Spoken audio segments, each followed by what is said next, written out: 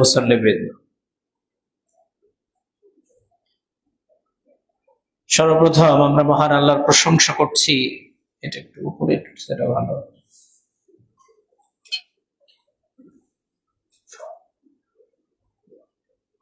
পড়ে যাচ্ছে, ঠিক আছে। সর্বপ্রথম আমরা মহান আল্লাহ তাআলার প্রশংসা করছি, যিনি আমাদের মুনিব, যিনি আমাদের মাবুদ, যিনি মাসজুদ। আমরা যার গোলাম, আমরা তার গোলাম হিসাবে সর্বপ্রথম মহান আল্লাহ তাআলার প্রশংসা করছি, পড়ছি আলহামদুলিল্লাহ। দরুদ ও সালাম বর্ষিত হোক সকল নবীগণদের উপরে, বিশেষ করে সকল নবীগণদের ইমাম নবী মুহাম্মদ, পড়ছি সাল্লাল্লাহু আলাইহি ওয়াসাল্লাম।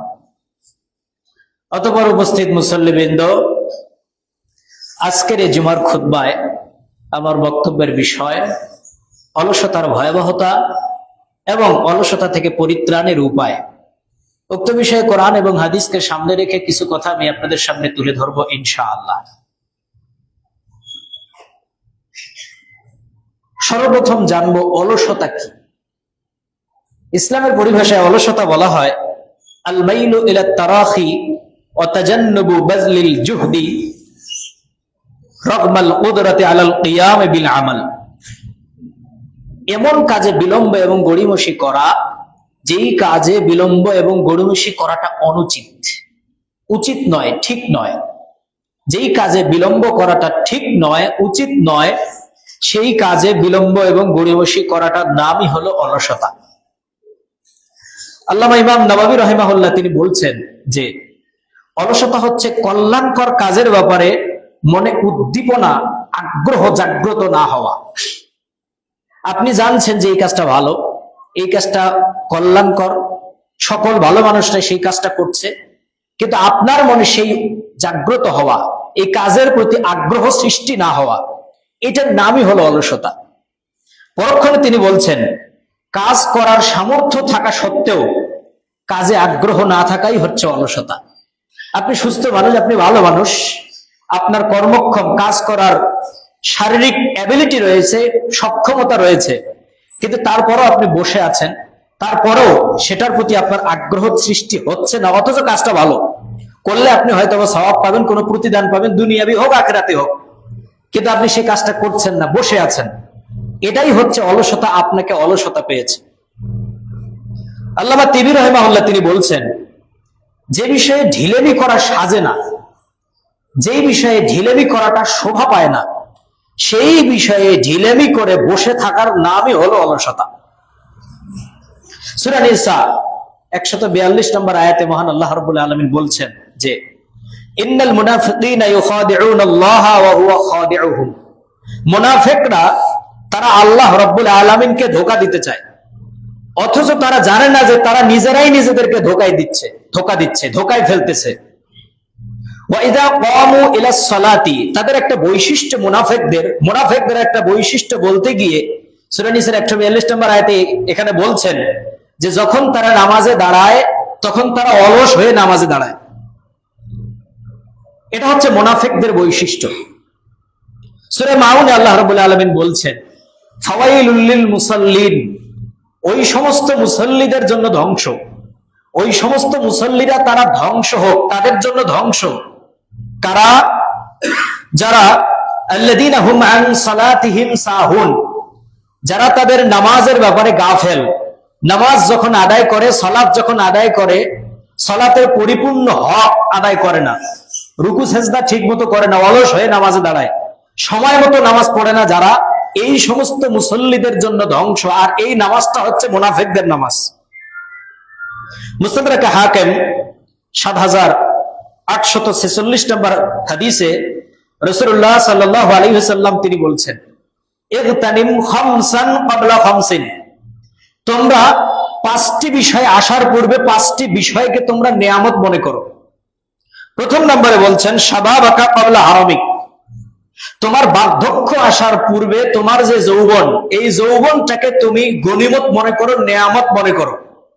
যেদিন এই যৌবন হারিয়ে যাবে সেদিনের পর আফসোস করতে হবে, এই যৌবন আর কোনোদিন ফিরে পাবে না। তোমার জীবনে একটাই চান্স। ও হারামিকা ক্বাবলা, বলছে ওয়াসিহ্হাতাকা ক্বাবলা সাকামিক, তোমার অসুস্থতার পূর্বে সুস্থতাকে গনিমত মনে করো, নিয়ামত মনে করো। এই সুস্থতাটাকে কাজে লাগাও, এটাকে হেলায় খেলায় শেষ করে দিও না।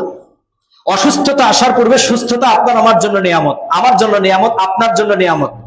যেদিন অসুস্থতায় ভুগবেন শেষ সময়ে, সেই সময় যেন আফসোস করতে না হয়, সেদিন সুস্থতার জন্য আফসোস করতে হবে। এই জন্য অসুস্থতা আসার পূর্বে সুস্থতাকে তুমি নিয়ামত মনে করো। এবং ওয়াগিনাকা ক্বাবলা ফাকরিক, আজকে তোমার টাকা পয়সা রয়েছে, ধন রয়েছে, সম্পত্তি রয়েছে, দৌলত রয়েছে, জমি জমা রয়েছে, এটাকে সব জায়গায় অবৈধ জায়গাতে ব্যয় করে কিংবা এই প্রয়োজনের অতিরিক্ত দিয়ে শেষ করে দিও না। দরিদ্রতা আসার পূর্বে এই টাকা পয়সা, ধন দৌলত, সম্পদ, এটাকে দিয়ে তুমি জাহান্নামের পথ থেকে বাঁচো এবং জাহান্নামের পথে আগাও। জান্নাতের পথে আগাও এবং জান্নাতের পাথর তৈরি করো, কবরের পাথর তৈরি করো। এই সম্পদ একদিন নাও থাকতে পারে। আজকে টাকা পয়সা রয়েছে, এটার প্রতি এটাকে নিজেকে গনিমত মনে করো, এটাকে এবং নেয়ামত মনে করো। তারপরে বলছেন, যেটা আজকে আমার বিষয়ের সাথে সম্পৃক্ত, অফারাগাকা ক্বাবলা শুগলিক, তোমার ব্যস্ততার পূর্বে অবসরতাকে নেয়ামত মনে করো। এখন অবসর, এখন কোনো কাজ নেই, এই অবসর সময়টাকে তুমি নেয়ামত মনে করো। নবীজি বলছেন যেই সময় ব্যস্ততা আসবে সেই সময়ে আর হয়তোবা এই সুযোগটুকু তুমি পাবে না। তোমার এই অবসর সময়টাকে অলসতায় হেলায় খেলায় নষ্ট করে দিও না। ইবনে ওমর রাদিয়াল্লাহু তাআলা আনহু তিনি উপদেশ দিতে গিয়ে আমাদেরকে, তার জাতিকে বলছেন ইবনে ওমর রাদিয়াল্লাহু তাআলা আনহু, ইযা আমসাইতা ফালা তানতাযিরিস সাবাহ, তিনি বলছেন যখন তুমি সন্ধ্যায় উপনীত হবে, সকালবেলার অপেক্ষা করিও না। কারণ তুমি সকালবেলা নাও থাকতে পারো, সেই সময়টুকু তোমার ভাগ্যে নাও জুটতে পারে। এই যে সময়টুকু, এই সময় যতটুকু পারো তুমি নিজের জন্য প্রস্তুত হও, আখিরাতের জন্য প্রস্তুতি নাও, সময়টাকে নষ্ট করিও না, অলসতায় নষ্ট করে দিও না। ওয়াইদা আসবাহতা ফালা তানতাযিরুল মাসা, যখন তুমি সকালে উপনীত হবে তখন সন্ধ্যার অপেক্ষা করিও না। সন্ধ্যাবেলায় তুমি লাশ হয়ে যেতে পারো, পৃথিবীতে নাও থাকতে পারো। অলসতা একটা নিঃশব্দ মাদক, শরীরে কোনো আঘাত করে না, এটা শরীরের কোনো ক্ষতি করে না, এই জন্য আমরা টের পাই না। অলসতা যদি শরীরের কোনো ক্ষতি করত তাহলে বুঝতে পারতাম যে এটা শরীরের জন্য কত ভয়ঙ্কর, কত মারাত্মক একটি রোগ। নেশা যেভাবে আপনাকে কুরে কুরে খায়, নেশা যেমন ভিতরের সবকিছুকে শেষ করে দেয়, ঠিক তেমনি অলসতাও ধীরে ধীরে আস্তে আস্তে মানুষের জীবনের শক্তি, সামর্থ্য, তার যোগ্যতা, তার অভিজ্ঞতা, তার দক্ষতা, এটাকে শেষ করে দেয়। একটা ছেলে নেশা পান করে, মদ্যপান করে, বিড়ি সিগারেট খায়, তো সে এইভাবে মদ্যপান করাতে তার ভিতরের যে সমস্ত লিভার বলেন, হৃৎপিণ্ড বলেন, কলিজা বলেন, এক পর্যায়ে এগুলো নষ্ট হয়ে যেতে থাকে, ক্ষতিগ্রস্ত হয়ে যেতে, মৃত্যুর পথযাত্রা নিজেকে ধ্বংস করে দেয়। কিন্তু আরেকটা ছেলে মদ্যপান করে না, নেশা খায় না, কিন্তু তাকে অলসতা ধরেছে, সেও একদিন জীবনে প্যারালাইসিস রোগীর মতো বেঁচে থাকবে। সমাজ তাকে মূল্যায়ন করবে না, নিজের জীবনকে সেও ধ্বংস করে দিচ্ছে। বেঁচে থাকা আর না থাকা তার জন্য দুটাই সমান। কেন? জীবনে কোনো কিছু অর্জন করতে পারেনি। একটা পশু যেমন দিনরাত খায় চলে, ঠিক ওই রকম ভাবে জীবনযাপন করবে। যাকে অলসতা পেয়েছে তার জীবনের স্বপ্ন, সামর্থ্য সবকিছুকে ধীরে ধীরে এই অলসতা শেষ করে দেয়। এক পর্যায়ে সমাজের কাছে সে মূল্যহীন হয়ে যায়। কখনো কখনো আমাদের মনে হয় যে থাক, আজকে আর না করি, যদিও কাজটা আজকে, কিন্তু কালকে করি। এই যে যখন বললাম কালকে করি, আমাকে অলসতা পেয়েছে। এক পর্যায়ে আগামীকাল বলে দিন চলে যায়, দিন থেকে মাস চলে যায়, মাস থেকে বছর চলে যায়, কখনো যুগ চলে যায়। আমি কখনো ওই কাজটা শুরুই করতে পারিনি, কিন্তু আমি ওই জায়গাতে দণ্ডায়মান দাঁড়িয়ে আছি, এক ধাপ আগাতে পারিনি। যেই সময় আমার আপনার পাশের মানুষরা জীবন যুদ্ধে তারা লড়াই করছে, দৌড়াচ্ছে, কিন্তু ওই সময় আমি শুয়ে আছি, ঘুমিয়ে আছি, আমার স্বপ্ন নেই, আমার কোনো ভবিষ্যৎ পরিকল্পনা নেই, আমি এখন ওই জায়গাতে দণ্ডায়মান, সময় চলে যাচ্ছে, সময়ের সাথে আমার যে সমস্ত প্রতিযোগী সবাই এগিয়ে যাচ্ছে, কিন্তু আমি এখন ওই জায়গাতে দণ্ডায়মান দাঁড়িয়ে আছি। তাহলে অলসতা, এজন্য উর্দুতে বলা হয়েছে আজকা কাম কাল পর না ডাল, যে আজকের কাম কালকের জন্য ফেলে রাখিও না। আজকের যে কাজ, এই কাজ যদি আজকে শেষ করতে না পারি, পরবর্তী দিনে সেটা অগোছালো থেকে যাবে, সেটার পরিপূর্ণ পাবে না। এই জন্য আজকের কাজটা অলসতা ফেলে দিয়ে আমাকে আজকেই করতে হবে। আপনি আমি নিজেকে রক্ষার জন্য যেমন মাদক থেকে বেঁচে থাকি, ঠিক তেমনি ভাবে অলসতা থেকেও আমাকে আপনাকে বাঁচা দরকার। আমাদের সন্তানদেরকে আমরা মাদক থেকে বাঁচার জন্য সবক দিই, প্রেসক্রিপশন দিই, তাকে আদেশ করি, কিংবা বাঁচার জন্য সমস্ত চেষ্টা করি। কিন্তু এটাও উচিত আপনাকে, আমাকে, সন্তান সন্ততি সকলকে অলসতা থেকে বাঁচিয়ে রাখা। অলসতা কখনো একসাথে আঘাত করে না, বরং ধীরে ধীরে ধীরে ধীরে আপনাকে আমাকে পিছনে টেনে নেয়। আমরা আপনার বুঝতেই পারি না আমরা আসলে সময় থেকে হারিয়ে যাচ্ছি, সময়ের এই স্মৃতি থেকে, এই জায়গা থেকে আমরা হারিয়ে যাচ্ছি, আমরা বুঝতে পারি না। একই সাথে আমরা 10 জন মনে করেন যাত্রা শুরু করেছি, কেউ পড়াশোনায়, কেউ ব্যবসা বাণিজ্যে, যে কোনো জায়গাতে 8 জন তাদের কষ্ট, ক্লেশ এবং চেষ্টা দিয়ে তাদের লক্ষ্য স্থানে পৌঁছে গেছে। হয়তোবা একজন সে অলসতায় গা ভাসিয়ে দিয়েছে, একজন স্টুডেন্ট, একজন ছাত্র, এর কারণেই এই অলসতায় তাকে একদিন পথের ভিখারি বানাবে, পথে তাকে নামিয়ে দেবে। যাকে অলসতা পেয়েছে তার জীবনটা শেষ হয়ে গেছে। যে ছাত্রকে অলসতা পেয়েছে তার ছাত্রত্ব শেষ হয়ে গেছে। যে ব্যবসায়ীকে অলসতায় ধরবে তার ব্যবসায় একদিন লালবাতি জ্বলবে। যে নামাজিকে অলসতা ধরেছে, এই অলসতায় তাকে একদিন জাহান্নাম পর্যন্ত নিয়ে যাবে। যে অলস, তার কাজগুলো থাকে সর্বদা অগোছালো, কখনো নিজের জীবনকে গোছাতে পারে না। অলসতা হচ্ছে পরকালীন অনুতাপে ক্লান্ত হওয়ার আগেই এই দুনিয়ার জীবনেই অনুতাপে পুড়তে থাকা, এটা হচ্ছে অলসতা। অলসতার মাধ্যমে বিরাট জীবনের অনেক নানা সুযোগকে আমরা হাতছাড়া করে ফেলি।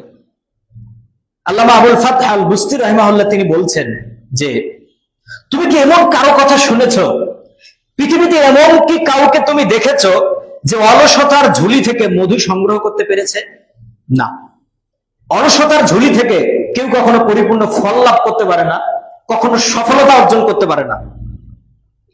অলসতার সব থেকে বড় প্রতিদান হচ্ছে, আপনি যদি ভোরবেলা, সকালবেলা অলসতার চাদর গায়ে জড়ান, আর সন্ধ্যাবেলায় যদি আচ্ছন্ন হয়ে যান বিলাসিতার চাদরে, তবে আপনার পতন নিশ্চিত। আপনি যে জীবন যুদ্ধে হেরে যাবেন 100% সত্য, পরাজয় আপনার নিশ্চিত। ভালো কিছু এবং মর্যাদা অর্জন করতে চাইলে এবং পৃথিবীব্যাপী আলোড়ন সৃষ্টি করতে চাইলে আপনাকে দুর্বার হতে হবে, আপনাকে নিয়মিত নিরবধি কাজ করে যেতে হবে। অলসতার চাদরকে আপনাকে ছিন্ন ভিন্ন করতে হবে। যদি জীবনে কিছু অর্জন করতে চান, সেটা যদি লক্ষ্যস্থল, লক্ষ্যবস্তু আমাদের জান্নাত হয়, তাহলে অলসতা পড়ে থাকলে সেটা সম্ভব না। সময় চলে যাবে, কিন্তু একদিন আফসোস হবে। এই জন্য নিয়মিত নিরবধি, দুনিয়াতেও যদি কিছু করতে চান, অলসতা থেকে বিরত থাকতে হলে নিয়মিত নিরবধি নিরলস কাজ করে যাওয়া। এজন্য রাসূলুল্লাহ সাল্লাল্লাহু আলাইহি সাল্লাম বলছেন যে, আহাব্বুল আমাল ইলাল্লাহি আদওয়ামুহা ওয়া ইন ক্বাল্লা। আল্লাহ রাব্বুল আলামিনের কাছে সবথেকে প্রিয় আমল হচ্ছে ওই আমলটা, যে আমলটা নিয়মিত করা হয়, কিন্তু সেটা পরিমাণে কম, অল্প আমল কিন্তু নিয়মিত করা হয়। মনে করেন আপনার এই ছোট্ট জীবনে 50 বছরের জিন্দেগিতে আপনি প্রতিদিন নিয়মিত 10 টাকা করে দান করেন। 10 টাকা করে যদি দান করেন আপনি, তাহলে আপনার সম্পদ থেকে তেমন কিছু একটা কমবে না। কিন্তু 50 বছর নিয়মিত করেছেন, দেখবেন যেদিন আপনি মারা যাচ্ছেন, একটু হিসাব বুলিয়ে দেখবেন, আজরাইল আসার পূর্ব মুহূর্তে মনে করে দেখবেন হিসাব করে 50-60 বছরে কয়েক লক্ষ টাকা জমা হয়েছে আপনার আমলনামাতে, আপনার পরকালের পাথেয় হিসাবে কয়েক লক্ষ টাকা হয়েছে। তো যদি আপনি সেই টাকাটা 1 লাখ টাকা যদি একবারে দিতে যান, সেটা পারবেন না। কিন্তু প্রতিদিন করেছেন এই দানটা, সেটা আপনার জন্য সহজ। প্রতিদিন 100 বার করে পড়েছেন সুবহানাল্লাহ, 100 বার আলহামদুলিল্লাহ, লা ইলাহা ইল্লাল্লাহ, লা হাওলা ওয়ালা কুওয়াতা ইল্লা বিল্লাহ, সুবহানাল্লাহি ওয়া বিহামদিহি, সুবহানাল্লাহ, প্রতিদিন করেছেন, নিয়মিত করেছেন, এই নিয়মিত আমলটা আল্লাহর কাছে বেশি প্রিয়। এবং আল্লাহর কাছে দাউদ আলাইহিস সালামের সিয়াম, দাউদ আলাইহিস সালামের সওম, দাউদ আলাইহিস সালামের রোজাটা আল্লাহর কাছে বেশি প্রিয়। কেন? দাউদ আলাইহিস সালাম একদিন রোজা রাখতেন, একদিন ভঙ্গ করতেন, একটানা রোজা রাখতেন না, তো এটা নিয়মিত করতেন। এই রোজা, এই সিয়ামটা আল্লাহর কাছে বেশি প্রিয়। আপনি একদিন অনেক তাহাজ্জুদের নামাজ পড়েছেন, কিন্তু 10 দিন করেননি, এটার চাইতে ওটা হচ্ছে উত্তম, যেটা আপনি নিয়মিত করছেন। তো বলছিলাম, যদি অলসতা কাটিয়ে জীবনে যদি কিছু করতে চান, তাহলে প্রতিদিনের কিছু কিছু কাজ যেটা আপনাকে নিয়মিত করতে হবে। পৃথিবী জুড়ে যারা সফল হয়েছে, কোটিপতি হয়েছে, টাকা পয়সার মালিক হয়েছে, তাদের বিরাট একটা অংশ নিজস্ব প্রচেষ্টা এবং চেষ্টা বলে অর্জন করেছে। যারা কোটিপতি, ধনকূপের মালিক, যেমন স্টিভ জবস, একজন দত্তক নেওয়া সন্তান, অ্যাপল কোম্পানির মালিক, যাদের জীবনে আপনি তাকিয়ে দেখবেন বেশিরভাগ শূন্য থেকে শুরু করেছে। দেশ বিজেতা বলেন, রাষ্ট্রনায়ক বলেন, কোটিপতি বলেন, সবগুলোই অধিকাংশই শূন্য থেকে শুরু করা, যারা নিজেদের চেষ্টা, কঠোর শ্রম দিয়ে সেটা অর্জন করেছে। কিন্তু আরেকটা মজার বিষয় হলো, এই সমস্ত কোটিপতিদের 95% সন্তান যারা পিতার সম্পত্তিকে তারা সঠিকভাবে রাখতে পারেনি। পিতার সম্পত্তি কোটি কোটি টাকা পেয়েছে, কিন্তু সেই 5% সন্তানও পাওয়া যাবে না যাদের পিতার সম্পত্তিকে তারা রাখতে পেরেছে, সেটাকে নিয়মিত ব্যবহার করতে পেরেছে। দেখবেন যে অধিকাংশ শেষ করে ফেলেছে। সেইভাবে তারা স্ট্রাগল করতে পারেনি, তারা নিজেদেরকে প্রস্তুত করতে পারেনি, অলসতার চাদর থেকে এটাকে আরো বাড়ানোর জন্য তারা চেষ্টা করতে পারেনি, কিংবা সেভাবে তাদেরকে তৈরি করতে পারেনি। আমরা কখনো কোনো বিবাহের ক্ষেত্রে লক্ষ্য করি যে একটা সন্তান যখন লক্ষ্য করি, একটা ছেলেকে দেখি যে টাকা পয়সা, ধন সম্পত্তি আছে কিনা, কিন্তু এটা আমরা লক্ষ্য করি না যে ওই ছেলেটা, যেই ছেলেটাকে আমরা দেখছি আমার মেয়ের বিবাহের জন্য, কিংবা আমার ভাস্তি, কিংবা আমার ভাগ্নির জন্য, এই ছেলেটা অলস কিনা। যদি অলসতায় থাকে, ছেলেটা যদি কর্মক্ষম হয়, তাহলে অল্প কিছু দিয়ে হলেও জীবনে কিছু করে খেতে পারবে। কিন্তু যদি অলস হয়, পিতার 20 বিঘা সম্পত্তি থাকলেও রাখতে পারবে না, একদিন শেষ করে ফেলবে, যতদিন যাবে তার অবনতি ঘটবে। যদি ছেলেটা কর্মক্ষম হয়, তাহলে সে একদিন এটাকে গ্রো করতে পারবে, এটাকে দিয়ে উন্নতির পথে সে চলতে পারবে এবং সেটাকে বাড়াতে পারবে, রাখতে পারবে পিতার সম্পত্তি, কিংবা যেটা আছে সেটার প্রতি ইয়ে করতে পারবে। এই জন্য গুরুত্ব দিয়ে এটাও দেখা দরকার ছেলেটা অলস কিনা। যে অলস, সে সমাজের বোঝা, সবার কাছে বিরক্তির কারণ, নিজের স্ত্রী, সন্তান, সমাজ, কেউ তাকে মূল্যায়ন করে না। আজকের পৃথিবী অনেক বেশি উন্নত হয়েছে, কিন্তু আমরা এই পৃথিবীর এই বিজ্ঞানের আবিষ্কার এবং আজকের এই শতাব্দীতে, এই যুগে, আধুনিক যুগে বিশ্ব যতটা এগিয়ে গেছে, কিন্তু বিশ্বের প্রযুক্তিও আমাদেরকে তেমন গোলাম করে রেখেছে। আমরা অ্যাডিক্টেড, আমরা গোলাম হয়ে গেছি ইউটিউবের কাছে, অনলাইনের কাছে, ফেসবুকের কাছে। দিন রাত আমাদের আত্মা, আমাদের নফস সেখানে ঢুকে আছে।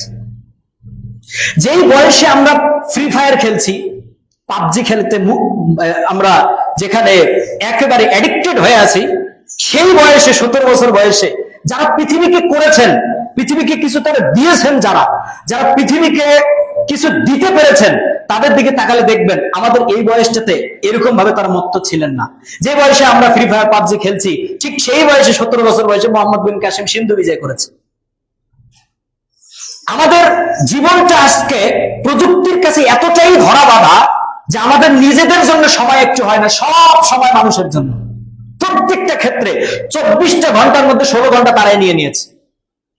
যেমন ইমাম বুখারী রাহিমাহুল্লাহ, তারপরে শেখুল ইসলাম ইবনে তাইমিয়া রাহিমাহুল্লাহ, ইমাম আহমদ বিন হাম্বল রাহিমাহুল্লাহ, খতিব বাগদাদি, তারা জীবনে যতগুলো কিতাব লিখেছে, যত পৃষ্ঠার কিতাব লিখেছে, তত পৃষ্ঠা যদি আজকে আমরা বুঝে বুঝে শুধু অনুবাদ করে পড়তে চাই, তো আমার 70 বছরের জিন্দেগি তো শেষ করতে পারবো না। তার মানে তারা তাদের নিজেদের সময়কে কাজে লাগিয়ে পৃথিবীবাসীকে উপহার দিয়েছে, নতুন দিগন্তের দিশা দিয়েছে। আমার আপনার মতো এইভাবে অলসতায় বসে থাকেনি। যদি আমরা সুকান্ত ভট্টাচার্যের কথাই বলি, আধুনিক এই তো কয়েক বছর, যদি কবি সাহিত্যিকের কথাই বলি, 21 বছরে সে বেঁচেছে, কিন্তু 21 বছর বয়সেই সে কত কিছু করে গেছে। 138টা কবিতা লিখেছে, যেটা ইউনিভার্সিটি লেভেল পর্যন্ত পড়ানো হচ্ছে। কবি রবীন্দ্রনাথের কথাই যদি বলি, যদিও হিন্দু, বলা ঠিক না, যদিও হিন্দু, 13 বছর বয়সে এই উপন্যাস লিখেছে, যে উপন্যাসটা 1800 যেই এই উপন্যাসটা 1873 সালে অমৃতবাজার পত্রিকায় প্রকাশিত করা হয়, হিন্দু বেলার উপহার। 13 বছর বয়স, সেই সময় আমাদের তুলনায় 13 বছর বয়সে যেটা লিখেছে সেটা দিয়ে প্রসিদ্ধি অর্জন করতে পেরেছে। কিন্তু আজকে আমরা 13 বছর বয়সে কি করছি এবং তারা পৃথিবীকে কিভাবে, তারা নিজেদের সময়কে কিভাবে কাজে লাগিয়েছে, অলসতা থেকে নিজেদেরকে কিভাবে মুক্ত করেছে। যদি আমরা ইমামদের দিকে তাকাই, সেটা তো অনেক কিছু। আজকে আমরা মুসলমানরা পিছিয়ে থাকার কারণটা কি? আসলে মূলত জাপান একটা ছোট্ট একটা রাষ্ট্র, আয়তনে অনেক ছোট, তাদের ব্যক্তিগত নিজস্ব ভূস্বর্গ থেকে তেমন সম্পত্তির অধিকার, সম্পত্তির তেমন কোনো কিছু নেই। কিন্তু আজকে পৃথিবীর অনেক সম্পত্তির মালিক তারা, পৃথিবীর অনেক সম্পত্তি তারা নিজেদের আয়ত্তাধীন করেছে। কেন? তাদের নিয়মানুবর্তিতা, তাদের কর্মক্ষম শ্রম, তাদের চিন্তা শক্তি, এটার কারণে এগিয়ে গেছে। কিন্তু মুসলিম বিশ্বের জন্য, মুসলিম অধ্যুষিত রাষ্ট্রগুলোকে আল্লাহ রাব্বুল আলামিন ধন সম্পদ দিয়েছে, কিন্তু অলসতা আমাদেরকে ক্রাশ করেছে। আমাদের ইচ্ছা শক্তি, তাদের ইচ্ছা শক্তিটা ছিনতাই হয়ে গেছে, মনোবল দমে গেছে, তাদের শ্রেষ্ঠত্ব হয়ে পড়েছে ত্রুটিযুক্ত। এজন্য ব্যর্থতা আমাদের সঙ্গী হয়েছে, বিলাসিতা। সম্মানিত উপস্থিতি, বলছিলাম যে অলসতা একটা জাতির পতনের মূল কারণ। আপনারা হয়তো জেনে থাকবেন ইতিহাস থেকে, বারামেকা সম্প্রদায়, তারা আব্বাসীয় খেলাফতের এক অত্যন্ত প্রভাবশালী এবং ক্ষমতাশালী পরিবার, যারা রাজত্ব করেছিল, যারা মূলত পারস্যের বাল্ক অঞ্চলের বাসিন্দা ছিল। ইতিহাসে তাদের রাজনীতি, প্রশাসন, সংস্কৃত, জ্ঞান চর্চায় অসাধারণ দখল ছিল। কিন্তু তাদের যখন পতন হলো, তখন তাদের একজনকে জিজ্ঞেস করা হলো, আচ্ছা আপনাদের এই পতন হওয়ার, আজকের এই জায়গায় পর্যবসিত হওয়ার আপনাদের কারণ কি? কেন আপনাদের এই অবনতি? তখন একজন জবাব দিচ্ছিল যে আমাদের পতন হওয়ার কারণ হলো আমাদের ভোরের ঘুম, সকালবেলার ঘুম আমাদেরকে পেয়ে বসেছে। সকালবেলার ঘুম আর সন্ধ্যাবেলায় খুব রাজকীয় হলে আমাদের খাওয়া দাওয়া, সন্ধ্যার পানীয়, এটাই আমাদের ধ্বংসের কারণ। বারামাকে সম্প্রদায়ের একজন এই উত্তরটা দিয়েছিলেন। মুসলমানরা স্পেন বিজয় করেছে, 850 বছর শাসন করেছে। স্পেনের প্রত্যেকটা অলিগলি মুসলমানদের পদচিহ্নে ধন্য, কিন্তু আজও পর্যন্ত, আজকে কত বছর হয়ে গেল, সেখানে আজান পর্যন্ত দিতে পারেনি। তো 800 বছরে ইয়া করার পরেও তাদের পতনটা কেন হলো? মুসলমানরা, এর অন্যতম উল্লেখযোগ্য কারণ হচ্ছে মুসলমানরা আইয়াস হয়েছে, বিলাসিতায় মত্ত হয়ে গেছে, বিধায় তাদের আজকে আমাদের এই পরিণতি। অলসতাকে ইসলাম কখনো সাপোর্ট করে না, অলসতা কখনো মেনে নেয় না। একজন ব্যক্তি রাসূলের কাছে এসে বলছে, হে রাসূল, আপনি আমাকে ভিক্ষা দেন। রাসূলুল্লাহ দেখছেন লোকটা সুস্থ, কর্মক্ষম, কাজ করতে পারে, তো ভিক্ষা না দিয়ে বলছে যে আচ্ছা তোমার বাড়িতে কি আছে? কইছে তেমন কিছু না, একটা কম্বল আছে, নিয়ে আস। নিয়ে আসার পরে নবীজি এবার নিলামে ডাকছে, এই কম্বলটা কে নেবে, কত দামে নেবে? একজন সাহাবী বলছে ঠিক আছে আমি নিব, এত দামে নিব। কম্বল বিক্রি করলেন, বিক্রি করে অর্ধেক টাকা দিয়ে বললেন এই টাকা দিয়ে তোমার পরিবারের খরচ মেটাবে। আর কিছু টাকা দিয়ে বললেন যাও বাজারে যে একটা কুড়াল কিনে নিয়ে আস। কুড়াল কিনে নিয়ে এসেছে। কুড়াল কিনে নিয়ে এসে নবী সাল্লাল্লাহু আলাইহি সাল্লামের বরকতময় হাত দিয়ে তিনি নিজ হাতে কুড়ালের হাতল লাগিয়ে দিলেন। লাগিয়ে দিয়ে বললেন যাও, ভিক্ষাবৃত্তি করিও না, তুমি সুস্থ, তোমার ক্ষমতা রয়েছে, অলসতা করিও না, যাও জঙ্গলে গিয়ে কাঠ কাটো, কাঠ কেটে বাজারে বিক্রি করে ব্যবসা বাণিজ্য করে খাও। সেই লোক কিছুদিন পরে রাসূল সাল্লাল্লাহু আলাইহি সাল্লামের কাছে এসে হাজির, ইয়া রাসূলুল্লাহ আপনি আমাকে চিনছেন? আমি তো ওই সাহাবী, আমি আপনার কাছে ভিক্ষা চাইছিলাম, কিন্তু আপনি আমারে কুড়াল দিয়েছেন, আজকে আমার পরিবার সচ্ছল হয়েছে, আজকে কিছু সদকার টাকা নিয়ে এসেছেন, এই টাকাটা আপনি বাইতুল মালে রেখে দেন। এজন্য নবী সাল্লাল্লাহু আলাইহি সাল্লাম ভিক্ষাবৃত্তিকে তিনি সেইভাবে অনুমোদন দেননি। সুস্থ মানুষ ভিক্ষা করা নয়, আপনি সুস্থ রয়েছেন, কর্মক্ষম রয়েছেন, কাজ করে খাবেন, ব্যবসা করে খাবেন, এটাই ইসলামের নীতি। ইসলাম কখনো অলসতাকে সাপোর্ট করে না। হযরত ওমর ইবনে খাত্তাব রাদিয়াল্লাহু তাআলা আনহু এর জামানায় কিছু লোক বিদেশ থেকে এসে মসজিদের এক কোণে অবস্থান করছে। দীর্ঘদিন যাবত মসজিদে আসে, থাকছে। দীর্ঘদিন যাবত না, প্রথম দিন দেখলো আছে, দ্বিতীয় দিন দেখলো, তৃতীয় দিনে দেখছে এই অবস্থায় তারা জিকির করতেছে, ইবাদত করতেছে। ডেকে বলছেন, এই তোমরা কোথা থেকে আসছো? আমরা অমুক জায়গা থেকে এসেছি। করো কি? আল্লাহর ইবাদত করি। খাও কি? আল্লাহর ইবাদত করে, মানুষের হাদিয়া তো বাদে এটা দেখে আল্লাহর ইবাদত করি। ওমর রাদিয়াল্লাহু তাআলা চাপ দিয়ে বলছেন, আজকের পর থেকে তোমাদেরকে যেন মসজিদে আর না দেখি, যাও কাজ করে খাও, ব্যবসা বাণিজ্য করো, নিজের হালাল ইনকাম করো, অলসতার এই সুযোগ নেই। ফাইজা কুদিয়াতিস সালাত ফান্তাশিরু ফিল আরদ, যখন নামাজে আসো, নামাজ শেষ হবে, দৌড়ে পড়ো, ছড়িয়ে পড়ো জমিনে। গিয়ে ইনকাম করো, হালাল ইনকাম করো পরিবারের জন্য, নিজের জন্য। অবতাকু মিন ফাদলিল্লাহ, এবং আল্লাহর রিজিক, আল্লাহর রুজি, আল্লাহর পক্ষ থেকে এই নিয়ামতকে তোমরা তালাশ করো। অলসতার স্থান ইসলামে নেই। আব্দুল্লাহ ইবনে আব্বাস রাদিয়াল্লাহু তাআলা আনহু তিনি বলছেন, লিকুল্লি শাইইন আফা, প্রত্যেকটা জিনিসের জন্য একটা বিপদ সীমা রয়েছে, প্রত্যেকটা জিনিসের একটা ঝুঁকিপূর্ণ বিষয় রয়েছে, প্রত্যেকটা জিনিসের বিপদ রয়েছে। ওয়া আফাতুল ইলমি আন নিসিয়ান, আর ইলমের বিপদ সীমা, ইলমের বিপদ হচ্ছে ভুলে যাওয়া। ওয়া আফাতুল ইবাদাতি আল কাসাল, এবং অলসতার বিপদ হচ্ছে, এবং ইবাদতের বিপদ হচ্ছে অলসতা। ইবাদতের জন্য মারাত্মক খতরনাক এবং বড় বিপদ, বড় হুমকি, রেড সিগন্যাল হচ্ছে অলসতা। সে ইবাদত থেকে পিছিয়ে পড়ে। আজকে আপনি সুন্নত ছেড়ে দিয়েছেন, কালকে আপনার ফরজ কাজা হয়ে যাবে। যদি আপনি সুন্নতটাকে ধরে রাখতে পারেন, নিয়মিত অলসতা ছেড়ে দিয়ে নফল যদি করতে পারেন, তাহলে সুন্নত ঠিক থাকবে। এটা নফলের সুন্নতের একটা আবরণ। আপনি যদি আমাকে মারতে আসেন, তো আমি ঢাল ধরে রেখেছি, ঢাল ভেদ করে আমাকে আঘাত করতে হবে। তো সুন্নতের আবরণ হচ্ছে, ঢাল হচ্ছে নফল। নফল আবার ইবাদত করবেন সুন্দর বেশি বেশি করে, সুন্নত আপনার ঠিক থাকবে। যদি সুন্নত থেকে ঠিক মতো ধরে রাখতে পারেন, তাহলে ফরজ ঠিক থাকবে। ফরজের একটা বডিগার্ড হচ্ছে সুন্নত, নিয়মিত তখন আদায় করতে পারবেন। সহিহুল বুখারী, এবার দেখেন রাসূল সাল্লাল্লাহু আলাইহি সাল্লাম কি বলছেন অলসতার ব্যাপারে। সহিহুল বুখারী 1173 নম্বর হাদিস, আবু হুরায়রা রাদিয়াল্লাহু তাআলা আনহু থেকে বর্ণিত, রাসূল সাল্লাল্লাহু আলাইহি সাল্লাম বলছেন, ইয়াকিদু শাইতান আলা কাফিয়াতি রাসি আহাদুকুম ইযা হুয়া নামা সালাসা উকাদিন। যখন কোন মানুষ ঘুমিয়ে যায় রাতের বেলা, শয়তান তার পাশে এসে যখন ঘুমায়, তখন 3টা গিরো দেয়, 3টে গিট দিয়ে ফেলে। গিট দিয়ে বলে যে আলাইকা লাউমুন তাবিল, এই অনেক রাত বাকি রয়েছে, ঘুমাও, ঘুমাতে থাকো, ফজর হয়ে যাচ্ছে, বলতে থাকে ঘুমাও। গিট দিয়ে বলছে ঘুমাও। যখন এভাবে ঘুমাতে থাকে, যখন এই বান্দা যখন জেগে উঠে, যদি জাগ্রত হওয়ার পরে বান্দা যখন আল্লাহকে স্মরণ করে, সেখানে এসে ইনহাল্লাত উকদা, আল্লাহকে স্মরণ করলে শয়তানের একটা গিট খুলে যায়। তারপরে বান্দা আল্লাহর নাম স্মরণ করে, দোয়া পাঠ করে, যখন উযু করে, শয়তানের আরেকটা গিট খুলে যায়। যখন এই উযু করার পরে যখন নামাজে দাঁড়ায়, সেটা হতে পারে তাহাজ্জুদ কিংবা পরবর্তীতে ফরজ নামাজ, যখন দাঁড়িয়ে যায়, তখন তার 3 নাম্বার গিটটাও খুলে যায়। তার মানে শয়তানের আর কোনো বন্ধন থাকে না, শয়তান শিকল মেরে দেয়, শিকলটা ছিঁড়ে যায়, ছিঁড়ে গেল। এবার যখন সেই বান্দা, মুমিন বান্দা ফজরের নামাজ আদায় করে সকালে উঠছে, অলসতা করেনি, অলসতা না করে সে যখন সকাল করে, রাসূলুল্লাহ বলছেন ফাসবাহা নাশীতুন তাইয়িবান নাফস, এই মুমিন বান্দা যখন সকাল করে, তখন অন্তরটা অনেক প্রশান্তি, মনে শান্তির হিমেল হাওয়া বইছে, খুব ভালো লাগে, তৃপ্তি লাগে। এই তৃপ্তি পৃথিবীর কোটি টাকা তো কিনতে পারবেন না। মুমিনও একমাত্র বুঝতে পারে যে এই শান্তির মূল্য কত এবং কত তৃপ্তি লাগে, সে বুঝতে পারবে, পৃথিবীর কেউ বুঝতে পারবে না।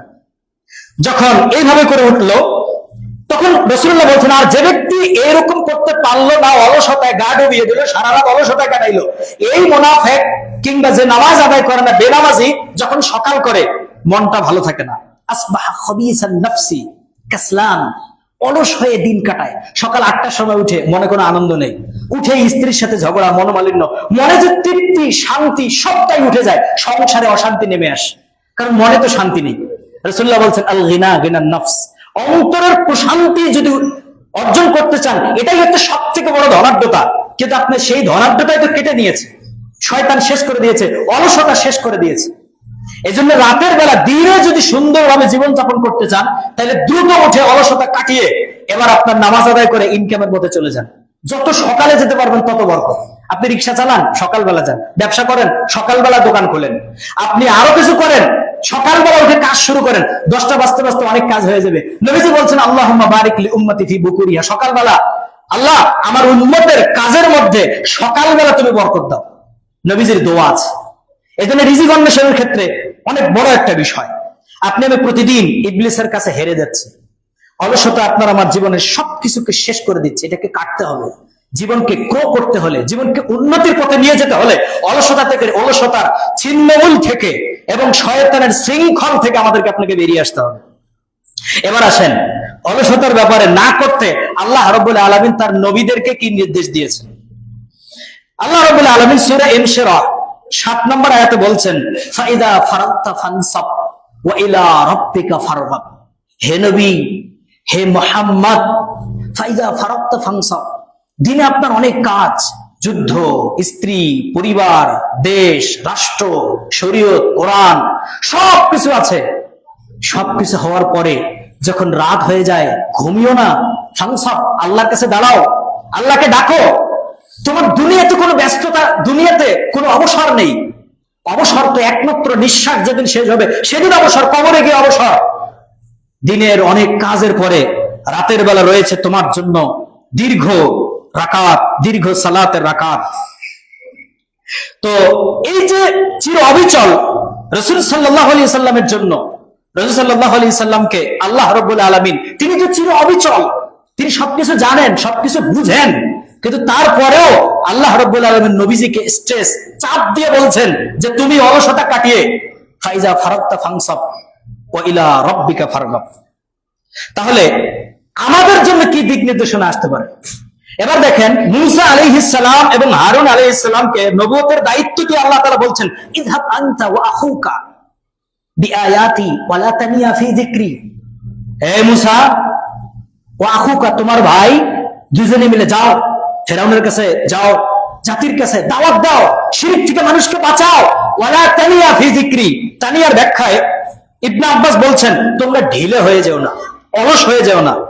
ইবনে যায়েদ বলছেন, ওয়ানি অর্থ হচ্ছে অত্যন্ত উদাসীন, তোমরা উদাসীন হয়ে যেও না। নবীদের ক্ষেত্রে যদি এইরকম হয় দিক নির্দেশনা আল্লাহ রাব্বুল আলামিনের, তাহলে আমাদেরকে কিরকম অলসতা থেকে বেঁচে থাকা দরকার। আজকে মুসলিম উম্মাহ চরম ভাবে পর্যবসিত এবং ব্যর্থতায় ভুগছে। আমাদেরকে অলসতা কাটিয়ে সামনের দিকে লক্ষ্য বানিয়ে এগিয়ে যাওয়া দরকার। অর্থনৈতিক ভাবে, রাজনৈতিক ভাবে এবং পশ্চিমাদের অর্থনৈতিক যে নির্ভরতা, সেখান থেকে বেরিয়ে নিজস্ব শক্তিশালী অর্থনৈতিক কাঠামো তৈরি করা, এবং রাজনৈতিক ভাবে মুসলিম উম্মাহ এক ধরনের প্রভাব সৃষ্টি করা, এবং আমাদের লক্ষ্যগুলো যেগুলো হারিয়ে যাচ্ছে, যেমন ইমানি লক্ষ্য, সেগুলো মানুষের কাছে দাঁড়ে দাঁড়ে ইসলামের বাণী পৌঁছাতে হবে। এই লক্ষ্যগুলো থাকাটা উচিত। এরই জন্য নাই বিধায় আজকে আমাদের ইচ্ছা শক্তিতে ঘুণ পোকা ধরেছে, আমাদের ইচ্ছা শক্তি মরে গেছে, আমাদের ভেতর থেকে সেই ইমানি তেজ, তামান্না, এটা হারিয়ে গেছে আজকে। দেখেন, সহিহুল বুখারী 6223 নম্বর হাদিসে নবী সাল্লাল্লাহু আলাইহি সাল্লাম বলছেন, ইন্নাল্লাহা ইউহিব্বুল উতাস ওয়া ইয়াকরাহুত তাসাউব। আরে আল্লাহ রাব্বুল আলামিন তিনি হাঁচি দেওয়াকে পছন্দ করেন, এবং হাই তোলাকে, হাই তোলেন না, হাই তোলাকে আল্লাহ রাব্বুল আলামিন অপছন্দ করেন। এর কারণ কি? এর কারণ হচ্ছে, হাঁচি দেওয়া হচ্ছে কর্মোদ্যম এবং কর্মক্ষমতা। আপনি যখন চঞ্চল তখন হাঁচি আসে, কিন্তু যখন অলস তখন হাই আসে। এই হাইটাকে আল্লাহ রাব্বুল আলামিন অপছন্দ করেন। আমরা মুসলিম উম্মাহ, আমরা হলাম সীমান্ত প্রহরীর মতো। জাতির সীমান্ত প্রহরী সৈন্যরা সদা সর্বদা সজাগ দৃষ্টি দাঁড়িয়ে থাকে। যদি পাহারাদার যদি ঘুমিয়ে যায়, তাহলে চোর ঢুকবে, সবকিছু শেষ করে দেবে। তো আমরা হলাম সেই রকম, যদি পথের নাবিকে যদি দিশাহারা হয়ে যায়, তাহলে জাহাজ তো সঠিক গন্তব্যে পৌঁছাতে পারবে না। আমরা প্রত্যেকেই কুনতুম খায়রা উম্মাতিন উখরিজাত লিন-নাস তা'মুরুনা বিল মা'রুফ, কোরআনের এক একজন ধারক বাহক আমাদের দাওয়াত পৌঁছানোর জন্য ফরজ করা হয়েছে, এবং আমাদেরকে সে অলসতা কাটিয়ে বীর দর্পে সেই ময়দানে কাজ করতে হবে। তো আমরাই যদি দিশাহারা হয়ে যাই, বাকিদের কি অবস্থা হবে?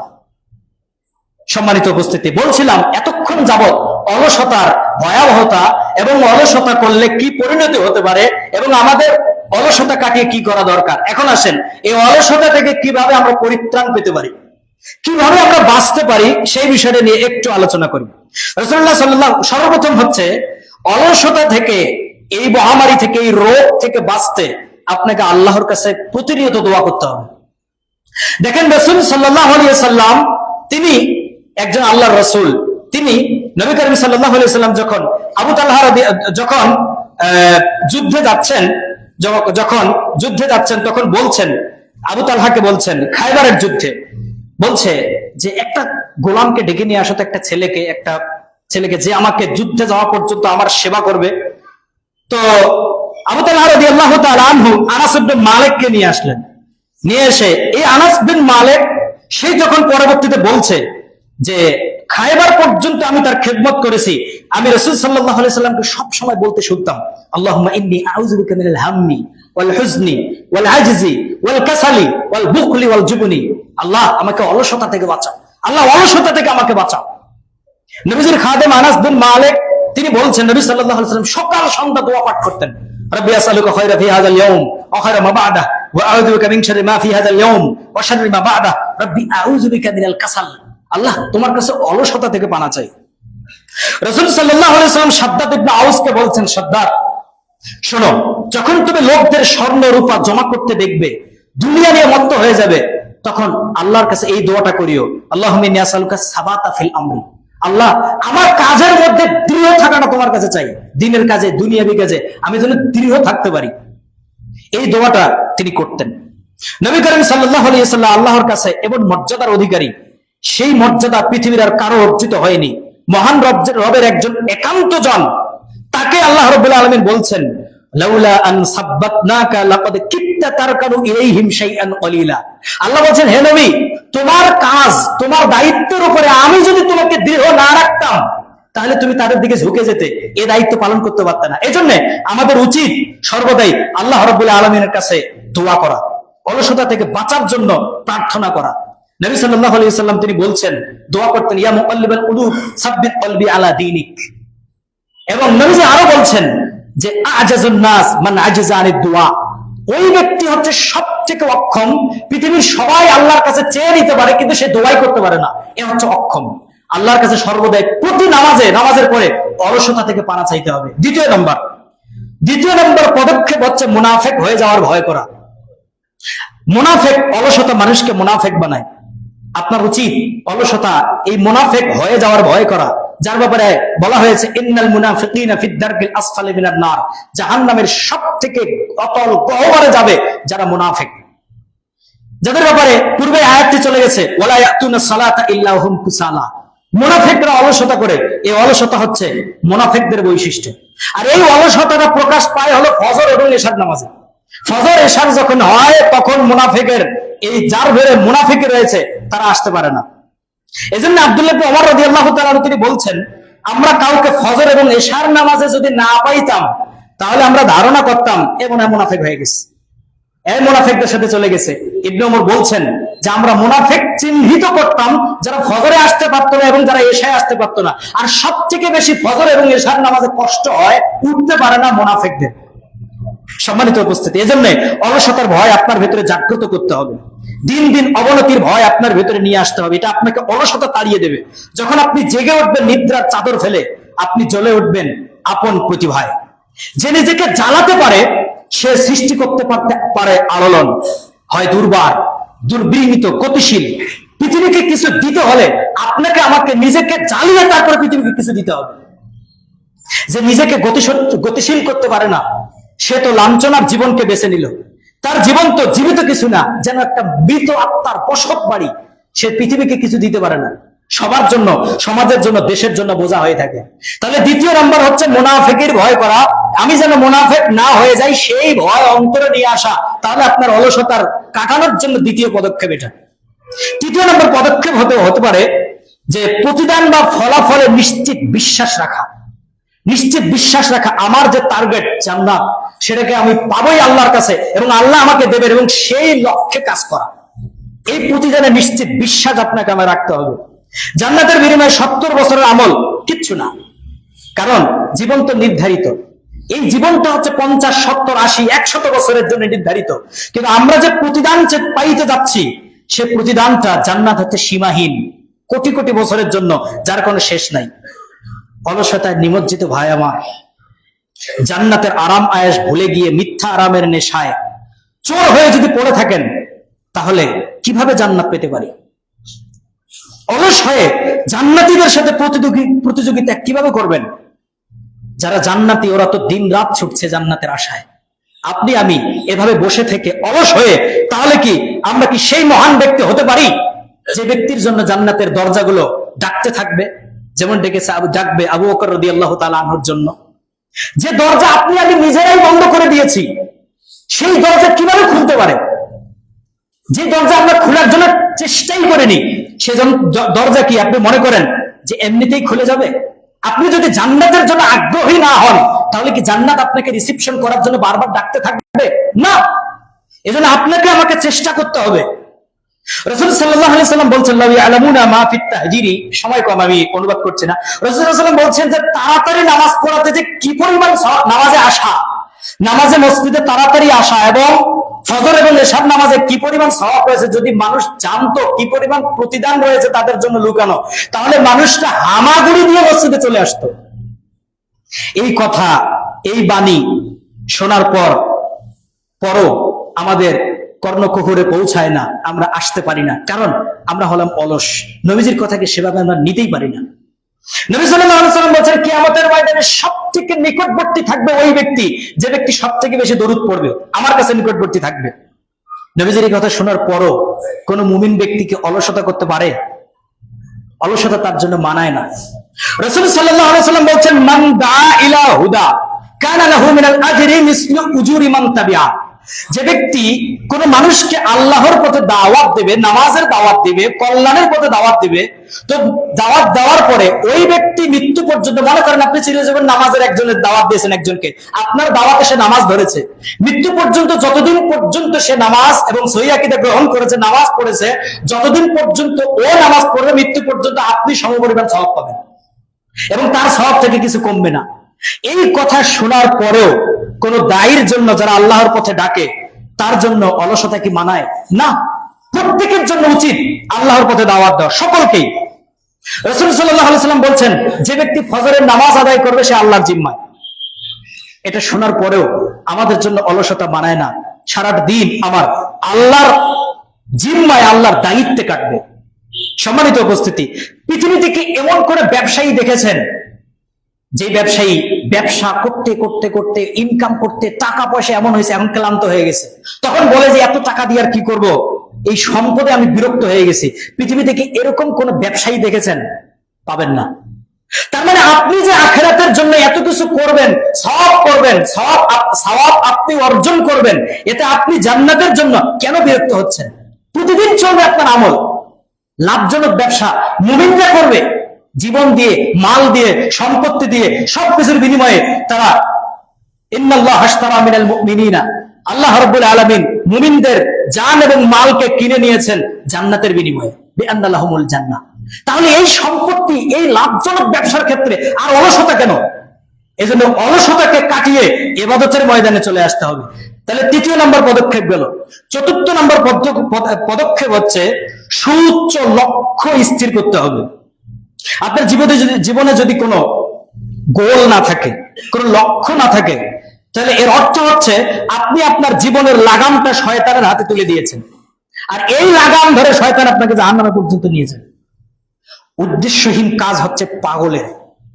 ধরেন মসজিদের সামনে একটা লোক আসছে, এখানে এসে 2 দিন 3 দিন যাবত অবস্থান করছে, কিছু বলছে না, এবারে বসে আছে পাগলের মতো, যা দেয় খায় কিছু, কিংবা দোকান থেকে কিছু খায়।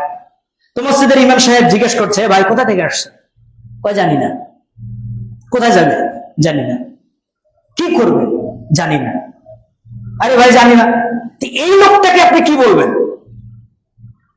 সকলের কাছে বলেন, এই লোকটাকে আপনি কি বলবেন? নিঃসন্দেহে পাগল। যার জীবনের কোনো উদ্দেশ্য নাই, সে পাগল, এছাড়া আর কিছু হতে পারে না। তো আল্লাহ রাব্বুল আলামিন আপনাকে আমাকে সৃষ্টি করেছেন কোনো কাজ দিয়ে, দায়িত্ব দিয়ে। কুনতুম খায়রা উম্মাতিন উখরিজাত লিন-নাস তা'মুরুনা বিল মা'রুফ ওয়া তানহাউনা আনিল মুনকার। দাওয়াতের দায়িত্ব দিয়ে পাঠিয়েছে। আল্লাহ বলছেন যে মানুষকে আবাসা, অনর্থক করে আমি সৃষ্টি করিনি, আপনার আমার পেছনে কাজ দিয়ে, যেই কাজ উদ্দেশ্যহীন কাজ পাগলের, সেই উদ্দেশ্য দিয়ে আল্লাহ রাব্বুল আলামিন এটা থেকে মুক্ত, তিনি উদ্দেশ্য দিয়ে মানুষকে সৃষ্টি করেছেন। কিন্তু আপনার আমার মুসলিম উম্মার আজকে তেমন কোনো কাজ খুঁজে পাওয়া যায় না। জীবন গোল, লক্ষ্য, স্পৃহা, দৃঢ় সংকল্প সেটা না থাকলে, যেমন আপনি এখান থেকে যদি ঢাকা যেতে চান, যাত্রাবাড়ি যেতে চান, যদি সাইকেলে উঠেন তাহলে আপনার গন্তব্য ফুরাতে থাকবে, কিন্তু সকালবেলা সাইকেলে এমনিতে বের হয়েছেন, 2 কিলোমিটারও যেতে পারবেন না। তাহলে আপনার জীবনে এরকম লক্ষ্য স্থির করতে হবে যেটা দিয়ে আমি চলতে পারি গন্তব্যে পৌঁছানোর জন্য, তাহলে আপনার আমার জীবন থেকে অলসতা কেটে যাবে। 5ম নম্বর পদক্ষেপ বলে আমার বক্তব্য আমি শেষ করতে চাই, আত্মসমালোচনা এবং হিসাব নিকাশ করা। আত্মসমালোচনা। আব্দুল্লাহ ইবনে মাসউদ রাদিয়াল্লাহু তাআলা আনহু তিনি বলছেন যে সূর্য অস্ত যাওয়ার পর এই দিনের জন্য আমি আফসোস করতে থাকি এবং অনুতপ্ত হই। যত অনুতপ্ত হই এমনটা আমি অন্য কোনো কারণে অনুতপ্ত হই না, কারণ সূর্য চলে গেছে, জীবনের খাতা থেকে একটা দিন চলে গেছে, আমি কি তেমন উল্লেখযোগ্য কিছু কি করতে পেরেছি? এটার জন্য তিনি আফসোস করতেন।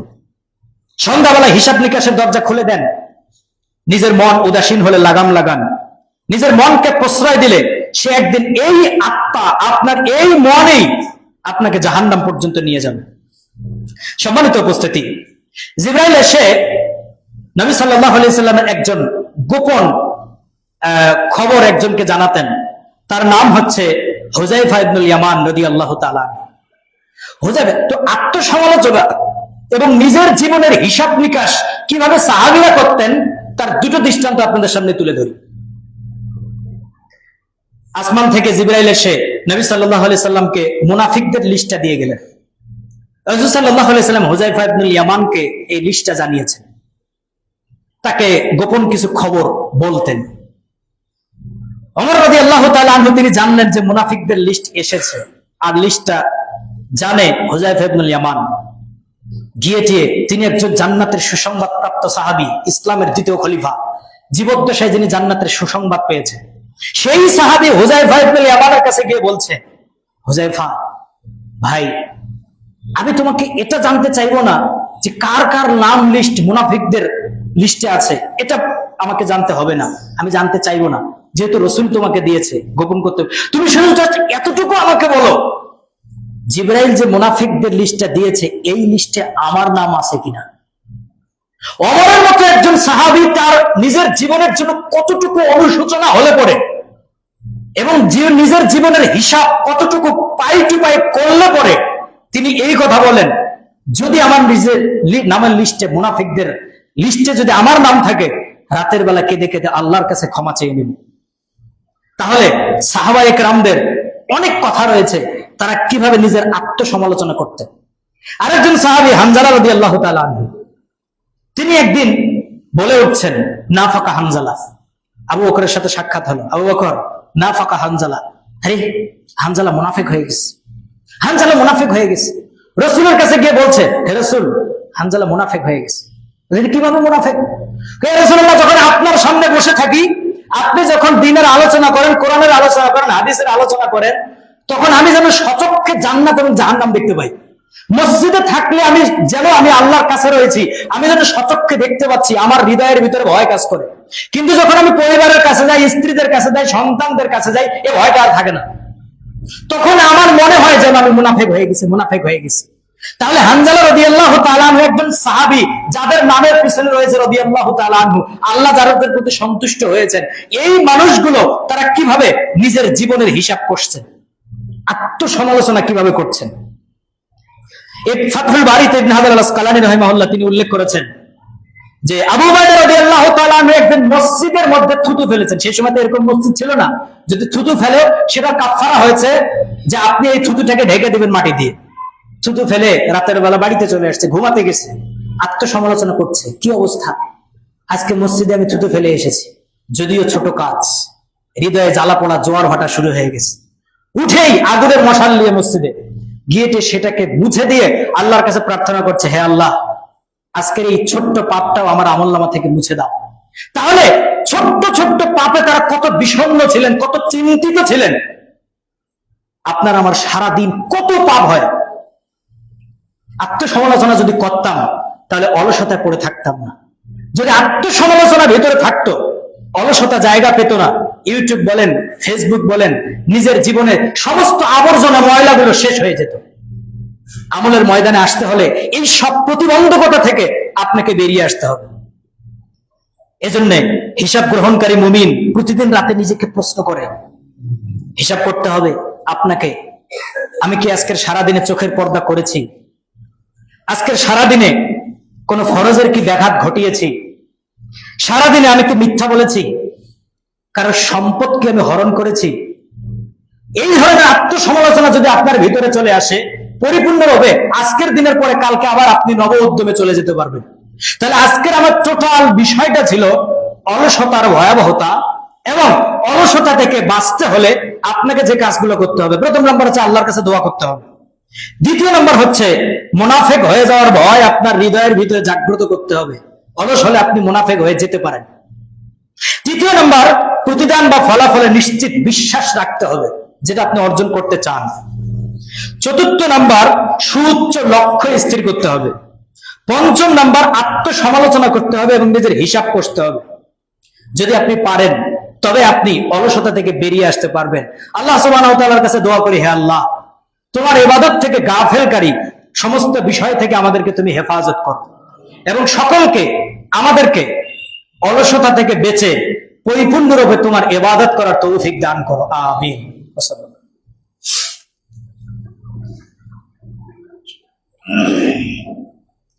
الحمد لله نحمده ونستعينه ونستغفره ونؤمن به ونتوكل عليه ونعوذ بالله من شرور أنفسنا ومن سيئات أعمالنا من يهد الله فلا مضل له ومن يضلله فلا هادي له أشهد أن لا إله إلا الله وحده لا شريك له